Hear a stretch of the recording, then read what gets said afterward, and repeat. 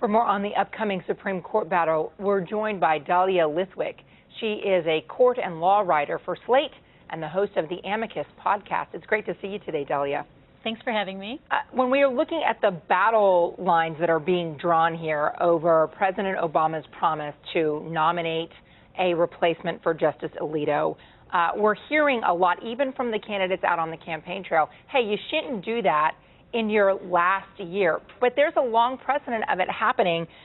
Just in the 1900s, President William Taft, President Woodrow Wilson, President Herbert Hoover, President Franklin Roosevelt, President Ronald Reagan nominating people in their last year of the administration. That's right. I mean, we have 16 instances where this has happened, where a lame duck president has put someone up in his last year. So this is hardly some kind of constitutional principle. There is something that's been called the Schumer rule that says that once you get into a 6-month window, then it's unseemly, then, you know, we can squawk, but we're not at 6 months. And certainly I think the notion that we're going to block every single person you put up, we're not even going to have a hearing to find out if they are, you know, possibly legitimate candidates, that really does feel like it's taking this to a new level. Congress has been so divided that the Senate has blocked many of the president's nominees for many positions, whether they're federal court or cabinet level positions or the like. But in this case, it is such a high profile role. It is so pivotal to the court. And what you heard Ted Cruz saying there about the way this potentially could change the makeup of the court, you could have potentially a very progressive court. But a true progressive, is there any way that a progressive would make it past a skeptical Senate? I don't think there's a way a conservative could make it past a skeptical Senate. If you think about what Ted Cruz says he wouldn't confirm a John Roberts. Now, John Roberts is one of the most conservative jurists we've ever seen at the court. So I don't think whether you're progressive or even moderate right, you're going to get past this roadblock.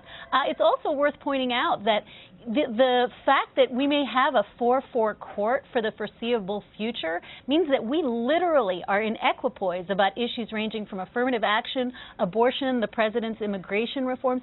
All of that may just be on pause around the entire country. We have a huge question mark as long as that seat goes unfilled. Does the court continue to do business without a ninth justice?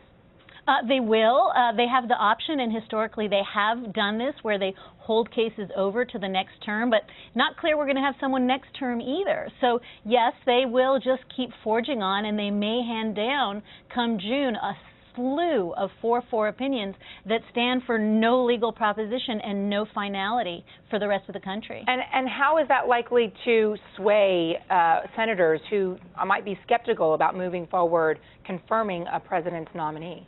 Well, it's really a problem because, as Ted Cruz said, we are looking at a shift of a court that has been 5-4 conservative liberal that may become a 5-4 liberal conservative court. The stakes could not be higher, and it does not seem to augur well for rational arguments about the institutions working. In a profound way, I think you're going to see the implosion of both the democratic process that is our legislative branch and the court over one judicial seat. You know, it's interesting because there had been so much scrutiny and speculation and chatter about Justice Ruth Bader Ginsburg and whether she would try to hold on past President Obama's end of his tenure, or whether she would resign and allow him to nominate her replacement.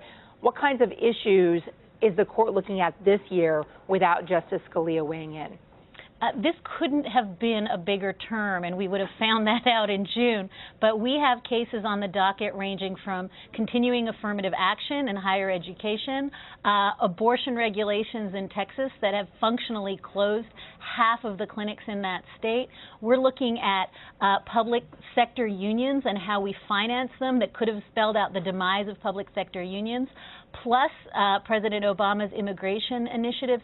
All that and more was on the docket this term. And as I say, we may be looking at 4-4 decisions that will leave the whole country unclear on what the law of the land is in areas that are fundamental, central to the way we live our lives.